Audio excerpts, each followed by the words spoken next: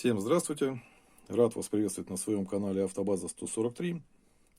Ну и сегодня к нам на канал цирк приехал. Новые гастроли. Приехал сегодня ко мне в коллекцию вот такой вот КамАЗик. Легенды советского цирка. Клоун Карандаш. Вот так вот это выглядит сбоку на тенте. Под лобовым стеклом советский цирк. Ну и здесь сбоку на тенте также дублируется клоун Карандаш. И вот такая вот идет у нас карточка к данному проекту. Это клоун Карандаш со своей знаменитой собачкой Кляксой. С обратной стороны у нас вот такая вот эмблема казанского клуба «Эликон». Тираж данного проекта всего 35 экземпляров. У меня по хорошей доброй традиции карточка под номером 10. Как уже сказал, данный проект у нас от ребят из казанского клуба «Эликон», от Марата, Сергея и Ильи из города Сызрань. Илья рисует проекты данных моделей. Ну, а Марат с Сергеем из Казани прекрасно их воплощают в жизнь. За основу взят эликоновский КамАЗ 53212. На тенте нанесена УФ-печать. На кабине и под лобовым стеклом это у нас штамповка. Ну, в принципе, любой советский ребенок имел довольно-таки стойкую ассоциацию. Наверное, это даже ночью разбудил, он бы ответил, что если клоун с собачкой, то это Карандаш. Ну, а если клоун с кошками, то это у нас Куклачев, Юрий Куклачев. Ну и мало, наверное, кто знает, да никто, может, и не задумывался. Просто если Юрий Никулин, допустим, он выступал как бы под своим именем, Олег Попов выступал под своим именем. Ну а вот клоун Карандаш, вот, мало кто знал, что это Михаил Николаевич Румянцев. Собачка была у него не одна, так как за всю свою жизнь образ у него был клоуна с собачкой, ну, но собачек его всегда звали Кляксами. Прожил у нас Михаил Николаевич довольно долгую жизнь. Родился он 10 декабря 1901 года, и не стало его 31 марта уже 1983 года, в возрасте 81 год. Также у нас Михаил Николаевич снимался в кино. И самая первая его роль в фильме была «Веселые артисты», и было это аж в 1938 году. Так что вот так вот кратко история. Кто не знал, кому интересно. Ну, данный проект ребята полностью сделали сами. Вот здесь на тенте у нас легенды советского цирка. Клоун Карандаш. Ну вот, пожалуйста, годы жизни. Румянцев М.Н. Клоун с собачкой. Здесь у нас на дверке натампован цирковой шатер. Под лобовым стеклом софт-цирк. Не обращайте внимания, спойлер это я уже сам поставил. Данная модель шла без спойлера.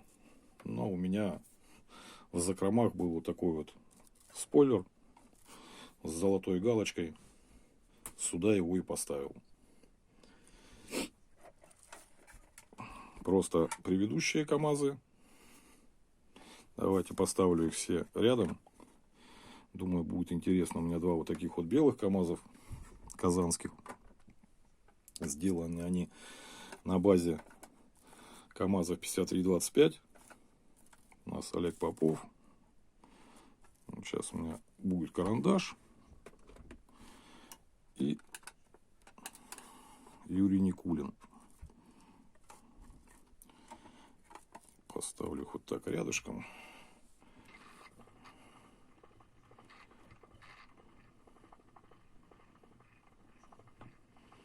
Вот такая серия советского цирка теперь у меня.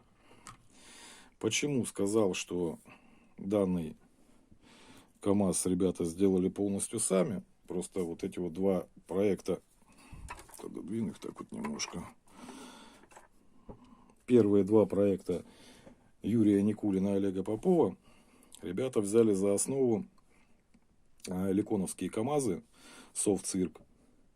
И вот здесь вот можете увидеть, обратите внимание, просто сама тамповка Совцирк. Это ликоновская родная. И вот она. И Совцирк, который сделан здесь. Ну, видите, да? Шрифт немножко различается. Ну и плюс на дверках. Здесь у карандаша шатер. Ну а здесь вот она, ликоновский. Кстати, силуэт. В таком же цилиндрике. Это ликоновский родной тамп. И вот думаю, не надо объяснять, да, кто изображен на дверке. Единственное, что, наверное, без собачки. А изначально, вообще, ну это, опять же, для тех, кто не знает, давайте отставлю данные КАМАЗики в сторону, пока клубные. Изначально, вообще, как бы ликоновские КАМАЗы, советский цирк, я их даже доставать не буду из коробок. Вот он у меня синий советский цирк. Он у нас с тюленем. Потом вот опять же советский цирк. Как я вам показывал. Ну, я не знаю, по-моему, похож. Да? Можете написать в комментариях. С клоуном. И советский цирк вот такой вот с лошадкой. В общем, их вот три вида. Давайте отставлю опять назад их, чтобы они не мешались. Вот, выпускались они на КАМАЗах. Вот они 53-212 и на КАМАЗах 53-25 двухосных. Естественно, если собрать все эти совцирки, ну, то, по крайней мере, у меня их должно здесь стоять, я имею в виду даже уже новодельные совцирки. Ну, так, по моим скромным прикидкам, их у меня здесь должно стоять, получается, сколько? 18 штук. Если брать синие, это клоун, лошадка и тюлень. 3 синих. Это 53-25 и 53-212, да, по 3 штуки. Это уже 6. Ну и такая же история у нас советский цирк с лошадками и советский цирк с клоуном. И это только вот такой компоновке. А еще они были синий тент, синяя кабина, красный тент, красная кабина, белый тент, белая кабина. Ну, то есть, короче, тут одних советских цирков можно насобирать. Как бы вам это культурно сказать, да? Ну, вы меня поняли. В общем, я собрал себе просто 3 вида тентов. Вот. И мне, в принципе, достаточно. Но еще во времена СССР выпускался еще самые ранние советские цирки. Там был медведь еще, это я точно знаю. Ну и больше, извините, не помню просто. Ну, те советские цирки, тампованные, ну, если их найти, то они довольно дорого стоят. И поэтому не самые хорошие люди пытаются народ немножечко дурить. Ну, ладно, сейчас не об этом.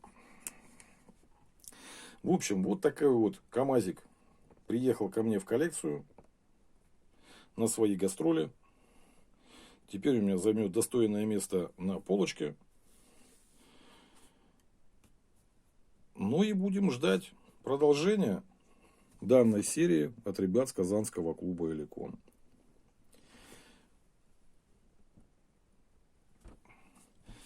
Ну а моим зрителям, кто посмотрел, кому понравилось видео, кто еще не подписан, подписывайтесь.